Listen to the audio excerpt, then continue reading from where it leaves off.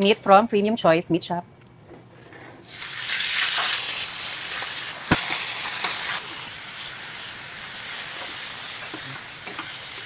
Ayaw natin siyang siksikin para hindi masyado magtubig. Okay? Pag pinuno natin yung masyado magtutubig yung baka.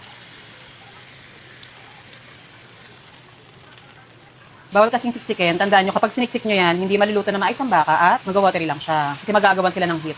Ang ginamit ko dito ay sirloin ng baka para malambot. Test natin yung meat kung malambot. Sakto lang.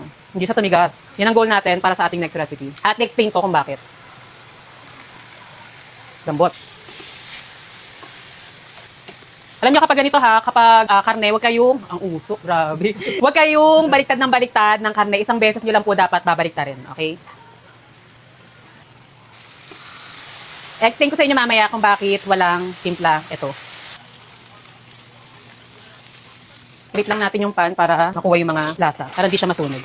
Para hindi siya mag-block mamaya sa gagawin natin luto.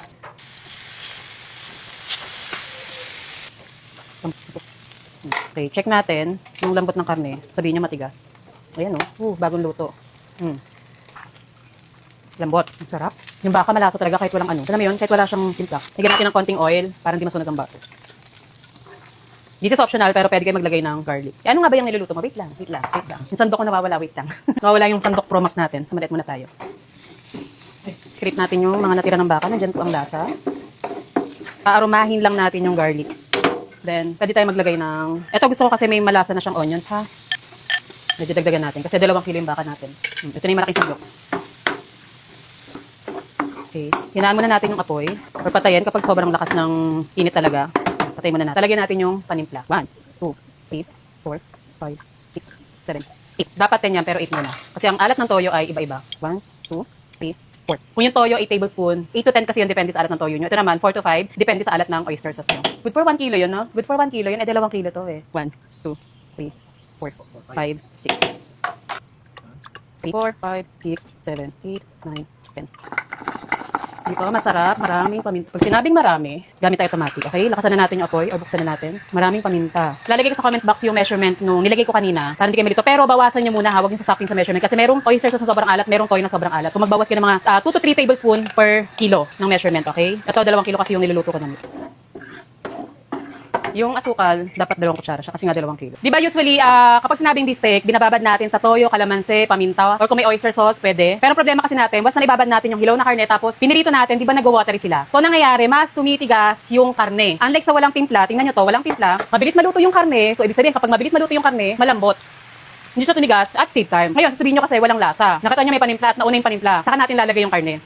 Itotos natin siya dyan para kumapit yung lasa. Okay? Ito mabilis lang. Mga 1 minute, kaya rin na, para hindi pa rin tumigas yung karne. Ayan. Kasi nakasanayan natin, di ba? Binababad siya, tapos pipirito. Ang nagiging sakit kasi noon, nagtutubig. Kahit gano'ng kalakas ang apoy mo, nagtutubig siya. Ayan. Ito, sure kayo na malambot yung karne. Kaya minsan, di ba? Ako nga pa nagbibistek, dati ganun din ang ginagawa ko. After ko mapirito, tapos mag-ano na ako, lalagay ko na yung napirito. Papakuluan ko pa talaga yung bistek ko. Kasi nga, tumigas na yung karne. Ang tagal kasi nakapirito. Hindi mo pwedeng hanguin yung karne na hindi pa fully absorb yung mga pampalasa na nasa kawali. Okay? Hindi na tayo magsasabaw, pero ewan natin. Pero kasi magpapawis yung onions, yun yung magiging sabaw niya. Tapos magbibigay ng manamis-namis. Tapos ito sa onions, so, ang hindi ginagawa madalas, sulak nyo yan para magiwahiwalay. Ganyan siya.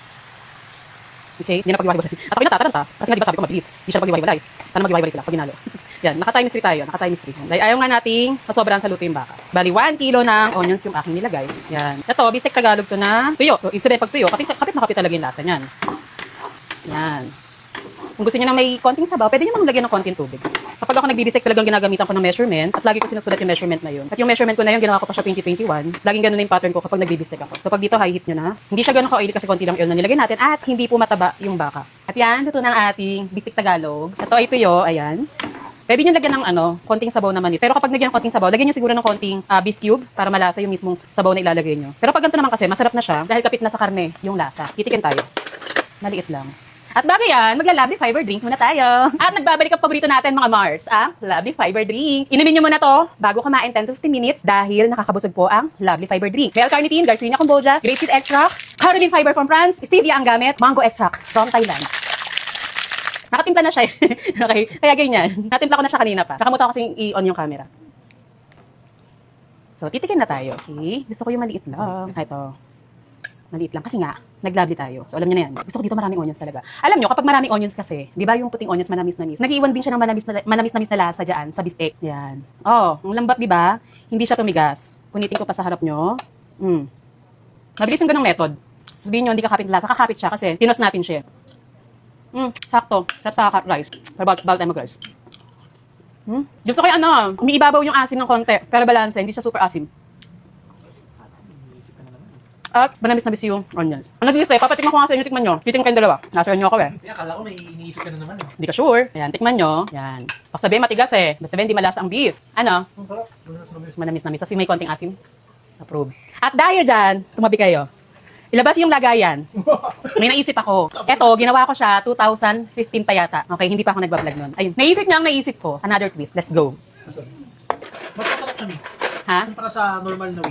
Di ba? Mas okay siya. Malambot siya, tapos kapit na kapit yung lasa. Yung texture ng beef niya, parang texture na ng steak sa lambot. Kasi yung method natin, ganun yung method sa steak eh. Niluluto sa malakas na apoy. Pero wala nga season, hindi tayo nag-season kanina kasi nga, kailangan yung lasa ng beef steak ang lumasa sa kanya. So, kaya hindi tayo nag-salt. Kasi pag nag-salt tayo kanina, habang niluluto yung beef, magiging salty na siya. At kapag nalagyan ng toyo, ayun na, sabog sa soju. Mas okay yung gantong method, no? So, pwede nyo try yung ganun. Ayan na yung ating beef steak Tagalog. At dahil dyan, may naiwan. Alam nyo na yan, lagyan nyo nga sa comment box. Ayan, nakita nyo to. Okay. Parang naisip akong masarap gawin dito. Ayan na naman siya. Pwedeng nagawa niyo na to dati, for sure. Takas muna natin apoy. Lalagyan ko ng mushrooms. Okay, lagyan muna natin ng water. Okay, mga 1/2 cup. 1 cup pala, sorry. Cream of mushroom. Pakuloyin muna natin, hayaan nating ma-dissolve. Nadidigay ako pag naglalabli. Hayaan natin ma-dissolve yung cream of mushroom or mushroom condensed, yung ibang tawag yan na nasa lata. Simmer lang natin. Ito, mabilisan lang. Tulad ng sinabi ko, pag sobrang tagal, baka tumigas ang bak. Ayan, lagyan pa natin ng konting water. Ito, hindi na tayo magtitimpla since nilagyan natin ng water. Yung mismong nakakapit na lasa sa beef, ilalabas niya yon kasi lagyan na siya ng tubig eh. Kaya magkakaroon na din ng lasa yung mismong sauce natin. Okay, tikman na natin. For sure, may konting asim to kasi kanina may konting asim din yung bistek. At alam niyo naman, kapag bistek, may konting asim talaga. Pero bumalanse ha. Ito na yung last ingredient. All-purpose cream. Ayan. O, diba? Creamy bistek ang atake. Parang creamy beef in mushroom sauce na siya, no? Diba? Tapos lagyan pa natin ng butter para malasa. Yan. Tandaan nyo, kapag nilagay ang all-purpose cream, medium heat na tayo para hindi siya mag-curdle or magbuo-buo. Okay, lutuin lang natin sandali yung cream. Okay, tikim. Whoosh. Hindi na kailangan ng timpla. Malasa na siya. Ayan ang sinasabi ko. Ang sarap niya. Pwede nyo try ito kung gusto nyo ng bistek na creamy at maiba naman, hindi na laging toyo kalamansi. Pwede nyo itry ito. Ayan, buti may maliit na Okay, kuha tayo ng mushroom. And more sauce. Diba? Patayin na natin yung apoy. My goodness. Ang galing. Crispy pa rin yung onions hanggang ngayon. Kaya natin tumigas yung baka. Hindi siya tumigas. Hindi siya naging goma. Sarap sa kanin na to. Panalo. At dahil dyan, alam nyo, kapag hinango nyo to, gusto nyo hanguin ko? Pag hinango nyo to at natira yung sauce, pwede na siyang lagyan ng pasta. Lagyan nyo sa comment box ang tawag sa dish na yan. Matutuwaan ako nito. Mahilig sila sa creamy beef. Magpapadala tayo. Marami na naman ang ating niluto. Pwede pang handaan yan, no? Diba? O pag tinamad ka na naman ulit, ganun ang gawin nyo. Magluto kayo ng bistek, tapos yung kalahati, tira nyo sa kawali, lagyan nyo ng mushroom, cream of mushroom, at all-purpose cream, at tubig. Kalimutan ng tubig. Sikat ka na naman sa mga Mars mo. At dahil dyan, dalawang dish na naman ang ating pinagtripan. Okay, ang pinakauna, yung bistek Tagalog na medyo iba ng technique pero effective, malambot, mabilis maluto. Okay, approve. Pangalawa, yung creamy, nilagyan natin ng all-purpose cream, cream of mushroom, mushrooms, and water. Diba? At dalawang recipe na naman ang binago ang tadhana ni Modern Nanay.